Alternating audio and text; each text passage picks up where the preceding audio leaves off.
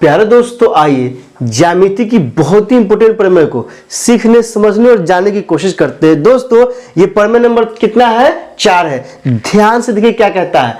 सिद्ध करें कि यदि दो त्रिभुज की संगत भुजाएं अनुपातिक हो अर्थात समानुपाती हो तो उसके संगत कोण बराबर होते हैं तथा त्रिभुज क्या होते हैं? समरूप होते हैं। दोस्तों, ये थ्योरम नंबर 4 है और आपके एग्जाम में 5 नंबर में और कभी कभी 6 नंबर में आता है, इसलिए आप इसे अंत तक ध्यान से देखिए, अच्छे से सीखिए, समझिए और दोस्तों जानिए। आइए दोस्तों, इस प्रमेय को हम सिद्ध करते हैं, साबित करते हैं। सबसे पहले क्या करेंगे दोस्तों?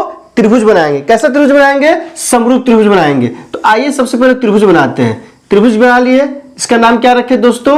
ए बी और क्या रखे? सी। क्या रखते हैं? तो इसका नाम रखते हैं डी ई और क्या रखते हैं? एफ रखते हैं। दोस्तों क्या इसका नाम रखते हैं? डी ई और एफ। दोस्तों सवाल देखिए क्या कहता है। दो त्रिभुज की संगत भुजाएं क्या है? अनुपातिक है। क्या है दोस्तों? अनुपातिक है। मतलब दिया है। क्या दिया है दोस्तों? तो यहां दिया है किसमें? त्रिभुज एबीसी तथा त्रिभुज डीईएफ में। किसमें दिया है दोस्तों? तो त्रिभुज एबीसी तथा किसमें दिया है? त्रिभुज डीईएफ में। डीएफ क्या दिया है? कि संगत भुजाएं। तो आप देख रहे हैं एबी भुजा का संगत कौन सा होगा? कमेंट सेक्शन में लिखिए। एबी का संगत क्या होगा? डी होगा।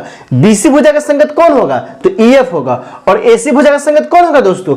डीएफ होगा। ये क्या है? दोनों त्रिभुज की संगत भुजाएं हैं। क्या है दोस्तों? संगत भुजाएं। और यह कहता क्या है कि दो त्रिभुज की संगत भुजाएं अनुपातिक है, अर्थात इसको क्या कहते हैं? समानुपाती भी कहते हैं। अर्थात त्रिभुज एबीसी और त्रिभुज डीईएफ, इस दोनों त्रिभुज की जो संगत भुजा है वो क्या है? एक ही अनुपात में है। क्या है दोस्तों? एक ही अनुपात में है। तो दोस्तों यहां क्या है? मतलब ए बी और बटा में क्या है दोस्तों? तो डी हो गया। किसके हो गया? डी बराबर है किसके? B C. अब बटा में क्या है दोस्तों? तो ई एफ है। किसके बराबर है? ई एफ के। और बराबर क्या है दोस्तों? ए सी और बटा में डी एफ। किसके बराबर है दोस्तों? डी एफ के बराबर है। तो आप देखिए ए बी सी और डी एफ की इस दोनों त्रिभुज में संगत भुजा आपस में क्या है? अनुपातिक है। तो देखिए यहां क्या कह रहा है? तो उसके संगत कोण क्या होंगे? बराबर होते हैं। क्या होते हैं दोस्तों? तो सिद्ध करना है। क्या सिद्ध करना है हमें? तो सिद्ध करना है कि संगत कोण मतलब क्या होगा? ए। यह ए का संगत कोण होगा? डी होगा। तो यह एंगल ए बराबर क्या लाना है दोस्तों? Angle D. फिर एंगल बी बराबर क्या होगा? संगत कोण एंगल ई हो जाएगा। क्या होगा दोस्तों? Angle E. और एंगल सी बराबर क्या होगा? Angle F. ये क्या है? संगत कोण है। इस त्रिभुज एबीसी की क्या है? संगत कोण। ए का संगत डी है, ई का संगत एफ है, ई है, बी का संगत ई है और सी का संगत क्या है दोस्तों? एफ है। तो आपस में क्या है? बराबर है। दैट इज त्रिभुज एबीसी क्या है? समरूप है त्रिभुज डीईएफ। तो यह क्या लाना है कि संगत भुजा एंगल ए डी के बराबर है, एंगल बी ई के बराबर है, एंगल सी क्या? एफ के बराबर है और दोनों त्रिभुज क्या है? समरूप है। तो सबसे पहले क्या करेंगे दोस्तों? आप ध्यान से देखिए। सबसे पहले इसमें क्या दिया था कि त्रिभुज एबीसी और त्रिभुज डीईएफ में क्या है? इसके संगत भुजा अनुपातिक है, इसलिए एबी बटा में डी बराबर है बीसी बटा में ईएफ, बीसी बटा में ईएफ। अब बराबर क्या आ गया? एसी बटा में डीएफ, एसी बटा में डीएफ। तो सिद्ध करना है क्या है? कि दोनों त्रिभुज समरूप है। कैसे समरूप है? तो इसकी संगत कोण भी, अर्थात एंगल ए बराबर एंगल डी लाना है, एंगल ए बराबर एंगल डी लाना है, फिर एंगल बी बराबर एंगल ई लाना है, एंगल बी बराबर एंगल ई लाना है, और एंगल सी बराबर एंगल एफ, अर्थात एंगल सी बराबर एंगल एफ लाना है। और ये त्रिभुज क्या होंगे? आपस में समरूप होंगे। क्या होंगे? समरूप होंगे। तो आइए क्या करेंगे दोस्तों? समरूप लाने के लिए हमें रचना करना पड़ेगा। तो आइए हम रचना करते हैं। रचना में क्या करेंगे दोस्तों? बस वही पुरानी बात। रचना में क्या करेंगे? तो भुजा ए बी तथा किस पे? एसी पर क्रमशः एम तथा एन इस प्रकार लिया कि दोस्तों ए बी पे एम और एसी पर क्या की दोस्तों? एन।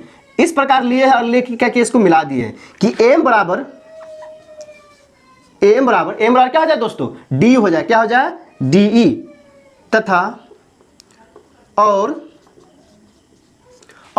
एन बराबर किसके हो जाए? तो एन बराबर किसको हो जाए दोस्तों, डी एफ, तथा एम को एन से मिलाया, एम को एन मिलाया। दोस्तों यहां देखिए ध्यान से, इस रचना में 3 काम हुआ है। क्या काम हुआ है, 3 काम हुआ है। सबसे पहला काम किए हैं कि ए बी पे एम लिए हैं, लेकिन एम कैसे लिए हैं कि ये डी की जो लंबाई है वह एम की लंबाई क्या हो जाए, बराबर हो जाए। यहां देखिए दिया है कि एम और डी क्या हो, बराबर हो। फिर दोस्तों क्या दिया है कि डीएफ की लंबाई एन की लंबाई क्या हो, बराबर हो। यहां दिया है कि डीएफ की लंबाई और एन की लंबाई क्या आपस में बराबर, ये दूसरा हुआ है। तीसरा क्या किया दोस्तों, एम से इनको मिला भी दिए, तो वो भी बात लिख दी, एम को मिलाया। जो भी काम करेंगे इस थ्योरम को साबित करने के लिए दोस्तों, उस सब को कहां लिखेंगे, तो रचना में लिखेंगे। कहां लिखेंगे, रचना में। अब आइए हम लोग प्रमाण साबित करते हैं बहुत ही आसान तरीके से। प्रमाण दोस्तों दिया है, क्या दिया है, ध्यान से देखिए, दिया है ए बी बटा में डी बराबर क्या दिया है दोस्तों, एसी बटा में डीएफ। दोस्तों आप देखिए ध्यान से, ए बी बटा में डी क्या है, दिया है कि ए बी बटा में डी बराबर क्या है, एसी बटा में डीएफ। किसके, एसी बटा में डीएफ। लेकिन ध्यान से देखिए डी किसके बराबर है, तो आप यहां रचना में देख सकते हैं दोस्तों। यहां रचना में आप देखिए कि डी किसके बराबर है, तो एम के बराबर है, और डीएफ किसके बराबर है, तो एन के बराबर। किसके बराबर दोस्तों, एन के बराबर है। तो आप यहां देख क्या रहे हैं कि डी किसके बराबर है, एम को। तो हम सिंपल डी को हटा के एम नहीं रख सकते हैं, तो बिल्कुल रख सकते हैं। तो यहां से और लिख सकते हैं, और ए बी बटा में एम बराबर आ गया एसी बटा में किसके, तो डीएफ किसके बराबर है, एन के बराबर है। तो यहां क्या हो जाएगा, ए एन। तो दोस्तों यहां क्या लिख देंगे, रचना से क्या है दोस्तों, डी बराबर किसके है, एम के हो गया, और डीएफ किसके बराबर हो गया दोस्तों, तो डीएफ बराबर हो गया एन के। दोस्तों आप ध्यान दीजिए, बहुत ध्यान देने की बात है कि ए बी बराबर डी और एसी बटा में डीएफ, ए बी बटा में डी और एसी बटा में डीएफ क्या है, यह दिया था। तो हम क्या किए हैं कि डी को हटा के एम डाले हैं और डीएफ को हटाकर एन डाले। कहां से, रचना से। रचना में इस तरह से हम किए क्या गया। अब देखिए दोस्तों ध्यान से देखिए, एबीसी में क्या आया है, ए बी बटा में एम आया है। तो यहाँ ए बी बटा में क्या है, एम है, और एसी बटा में एन आया है, एसी बटा में एन आया है। तो यह अब थेल्स प्रमेय का विलोम याद कीजिए। थेल्स प्रमेय का विलोम कहता क्या है कि एक रेखा, यदि एक रेखा किसी त्रिभुज की 2 भुजाओं को एक ही अनुपात में विभाजित करे तो तीसरी रेखा क्या होता है, समांतर होता है। फिर से ध्यान से सुनिए, क्या कहता है थेल्स प्रमेय कि एक रेखा 2 भुजाओं को एक ही अनुपात में विभाजित करे तो तीसरी रेखा क्या होता है, समांतर होता है। तो दोस्तों आप यहां देख रहे हैं कि ये एम जो रेखा है, ये जो एम रेखा है ए बी और एसी को एक ही अनुपात में विभाजित कर रहा है। क्या कर रहा है, एक ही अनुपात में विभाजित कर रहा है। इसलिए यह एम एन और बी सी आपस में क्या होगा, समांतर हो जाएगा। कहां से होगा दोस्तों, थेल्स के विलोम से। अगर आप थेल्स के विलोम नहीं जानते हैं तो डिस्क्रिप्शन में लिंक है, वहां जाकर देखिए और सीखिए। तो दोस्तों यहां क्या लिखेंगे, यहां लिखेंगे थेल्स के विलोम से। दोस्तों थेल्स के विलोम से क्या हो जाएगा, जैसे ही ए बी बटा में एम आ गया, एसी बटा में एन, तो थेल्स के विलोम से हो जाएगा एम एन समांतर क्या आएगा दोस्तों, बीसी आ जाएगा। क्या आ जाएगा कि एम एन क्या है, बीसी के समांतर है। किससे आया है, तो थेल्स के विलोम से आया है। जैसे ही एम एन समांतर बीसी आया है, इसलिए देखिए क्या सब एंगल एम और एंगल बी आपस में क्या होगा, बराबर होगा। लेकिन आप बताइए कि एम एन और बीसी क्या आपस में समांतर है, तो एम और एन कौन से बराबर होगा, आप कमेंट सेक्शन में लिख के बता सकते हैं। दोस्तों एंगल ए एम एन बराबर हो जाएगा एंगल बी के। किस कोण से, तो यह संगत कोण है। कौन सा कोण है दोस्तों, संगत कोण है। कौन सा कोण है, संगत कोण है, और इसको मानेंगे समीकरण 1। दोस्तों यह संगत कोण से ए एम एन बराबर किसके है, बी के, और इसे हम क्या माने, समीकरण 1 माने हैं। फिर क्या होगा दोस्तों, उसी तरह से यह एंगल एन किसके बराबर होगा, एंगल सी के हो जाएगा। इसलिए एंगल ANM बराबर क्या होगा दोस्तों, एंगल C। ये भी किस कोण से होगा दोस्तों, तो संगत कोण से होगा। किस कोण से, संगत कोण से हो जाएगा। इसको मानेंगे समीकरण 2। दोस्तों क्या मान लिए यहां, समीकरण 1 और 2 मान लिए हैं। अब दोस्तों आइए, अब क्या करते हैं दोस्तों, अब त्रिभुज ABC तथा त्रिभुज AMN में, त्रिभुज ABC तथा त्रिभुज AMN में, AMN में, तो दोस्तों त्रिभुज ABC में आप देखिए ध्यान से, त्रिभुज ABC में और AMN में एंगल A ऐसा कौन है ना जो दोनों में है ना, है दोनों में। देखिए ध्यान से, ABC में भी A है और AMN में भी A है। तो यहां लिखेंगे दोस्तों कि एंगल A बराबर क्या है, एंगल A। ये कैसा है, तो उभयनिष्ठ है। क्या है दोस्तों, उभयनिष्ठ है। क्या है दोस्तों, उभयनिष्ठ है। अब दोस्तों देखिए, एंगल A तो दोनों में है, तो A कोण तो बराबर हो गया दोनों त्रिभुज का। अब देखिए एंगल M और एंगल B आपस में क्या है, बराबर है। कहां से है, तो समीकरण 1 से, क्योंकि ये कैसा कोण है, संगत कोण है। यहां लिखेंगे कि एंगल AMN बराबर होगा किसके होगा दोस्तों, तो एंगल B के। ये कहां से आ गया, तो समीकरण 1 से आ गया। कहां से आ गया दोस्तों, समीकरण 1 से आ गया। तो आप देख रहे हैं त्रिभुज ABC और किस त्रिभुज में, AMN में। किसमें, AMN में। एंगल A के बराबर है उभयनिष्ठ से, और एंगल AMN किसके बराबर है, एंगल B के। तो दोनों त्रिभुज में दो कोण बराबर हो गया, और जैसे ही दो कोण बराबर हो गया तो यहां क्या हो जाएगा दोस्तों, इसलिए AA समरूपता से, A समरूपता से क्या होगा दोस्तों, त्रिभुज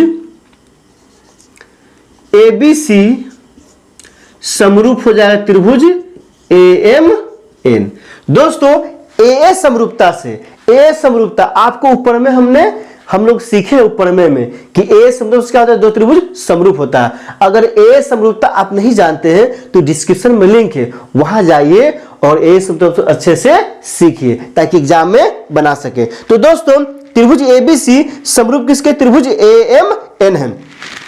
अब आइए, जैसे ही दो त्रिभुज समरूप होता है तो हम लोग जानते हैं, क्या जानते हैं, सब कुछ संगत कोण क्या होगा, आपस में बराबर होता है, और संगत भुजाएं अनुपातिक होती है। तो दोस्तों इसलिए यहां से क्या हो जाएगा, क्योंकि ABC और AMN समरूप है, इसलिए AB बटा में क्या आएगा, तो AM आ जाएगा। क्या आएगा दोस्तों, AM बराबर क्या आएगा, BC बटा में, BC बटा में क्या आएगा दोस्तों, तो MN आएगा। क्या आएगा, MN। तो दोस्तों आप ध्यान से देखिए, चूंकि ABC और AMN क्या है, आपस में समरूप है, तो समरूप होने की वजह से क्या आ गया कि AB बटा में क्या है दोस्तों, AB बटा में AM आ गया, और BC बटा में क्या आया, MN आ गया। अब यहां से देखिए, और AB बटा में दोस्तों AM, लेकिन AM किसके बराबर है, तो यहां देखिए AM क्या है, D के बराबर है। तो यहां लिखेंगे कि AM बटा में क्या हो गया दोस्तों, D, और इधर क्या आ जाएगा, BC बटा में MN। और दोस्तों यहां ध्यान से देखिए, दोस्तों यहां क्या आया है, यहां लिखेंगे कहां से, रचना से, रचना से। दोस्तों रचना से क्या लिए हैं, तो AM बराबर D लिए। क्या लिए हैं, AM बराबर D लिए। इसको आपको ध्यान से देखना होगा। क्या देखना होगा दोस्तों, ध्यान से, क्या आया यहां पे कि AB बटा में क्या आया है, AB बटा में D बराबर आया है BC बटा में MN। लेकिन दिया क्या है दोस्तों, AB बटा में D बराबर BC बटा में क्या है, EF है। ये चीज दिया हुआ है, ये हम लाए हैं, तो यहां लिखेंगे दिया है।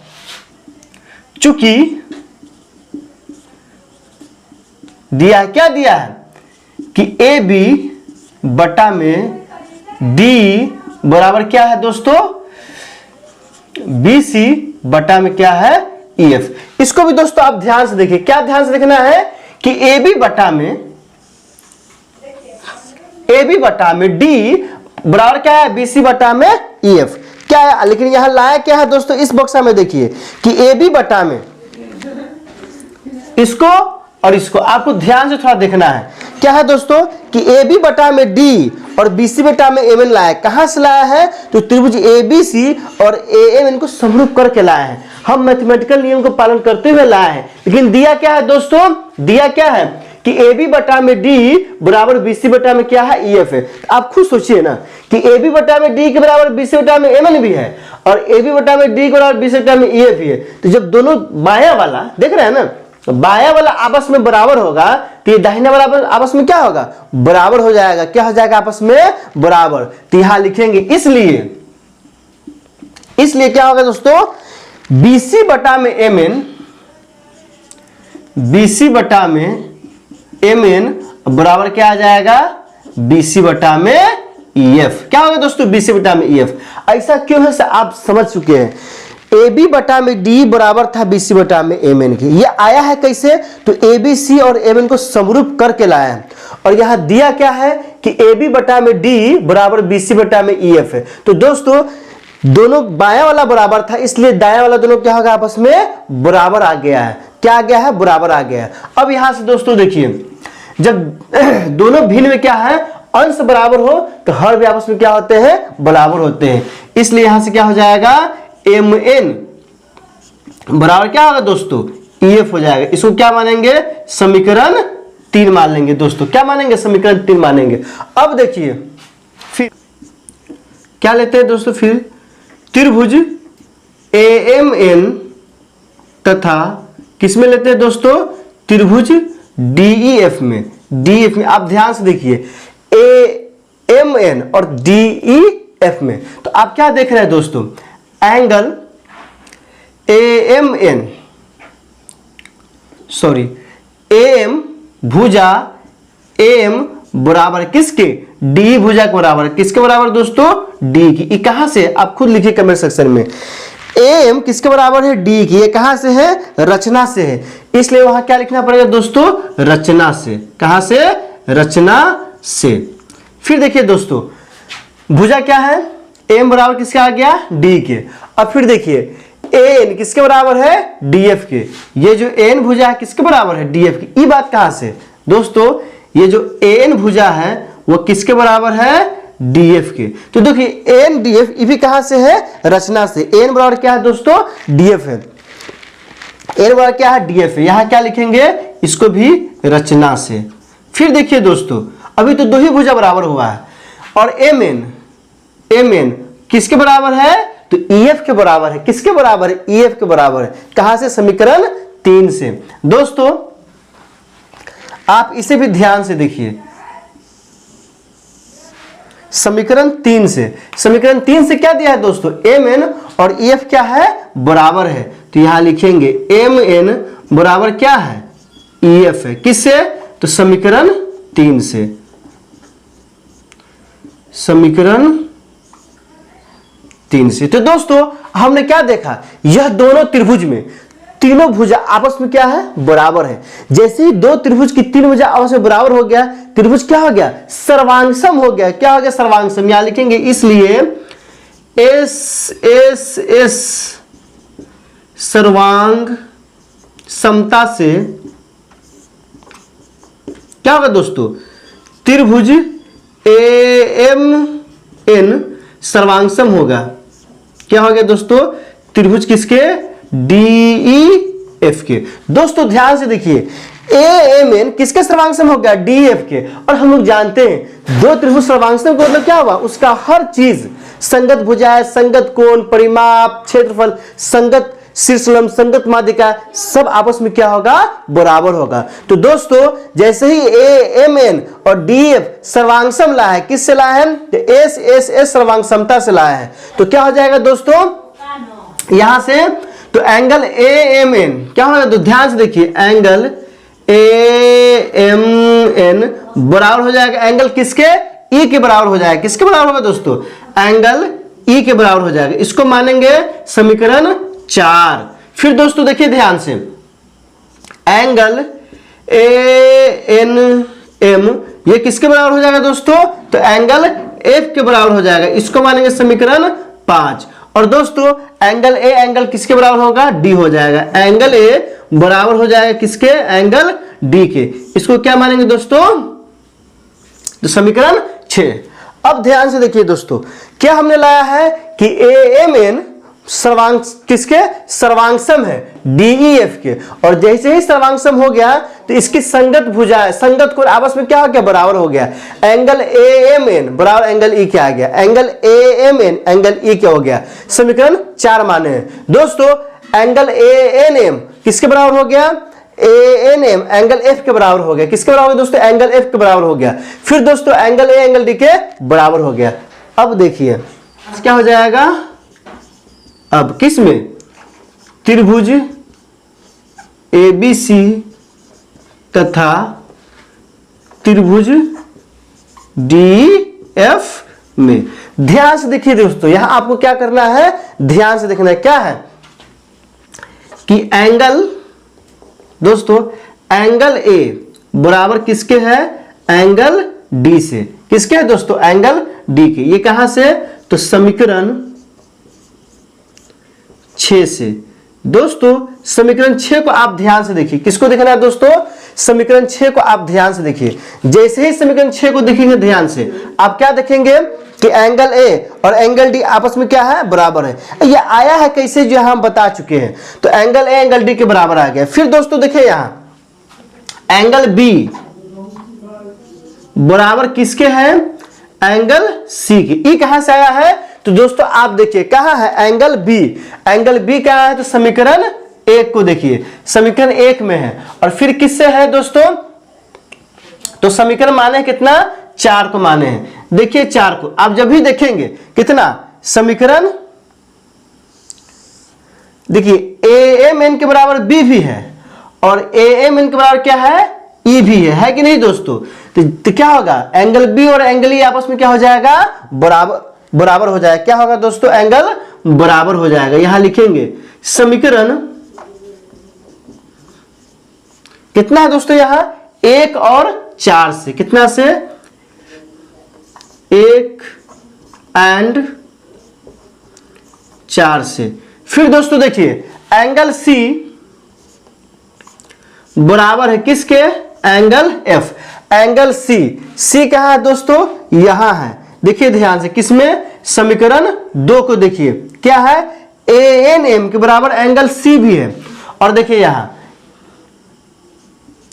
ANM का क्या है, एंगल F भी है। ठीक है दोस्तों, तो यहां क्या हो जाएगा, चूंकि C के बराबर N यहां भी है और F के बराबर N है, तो दोनों N का इसलिए C और F आपस में क्या हो गया, बराबर हो गया। कौन सा समीकरण से दोस्तों, तो यहां हो जाएगा समीकरण कितना है दोस्तों, 2 और 5, कितना होगा दोस्तों, समीकरण 2 और 5 से। तो दोस्तों हमने क्या देखा, हमें क्या लाना था, एंगल A बराबर एंगल D, एंगल B बराबर एंगल E, एंगल C बराबर एंगल F। क्या है, एंगल A बराबर एंगल D, एंगल B बराबर एंगल E, एंगल C बराबर F। इसलिए क्या हो गया दोस्तों, AAA समरूपता से क्या हो गया, त्रिभुज ABC समरूप त्रिभुज क्या हो गया दोस्तों, DEF प्रूफ्ड। अतः दो त्रिभुज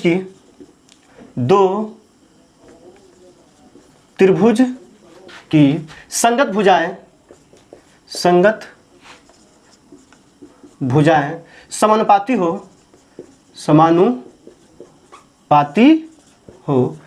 हो तो संगत कोण बराबर होते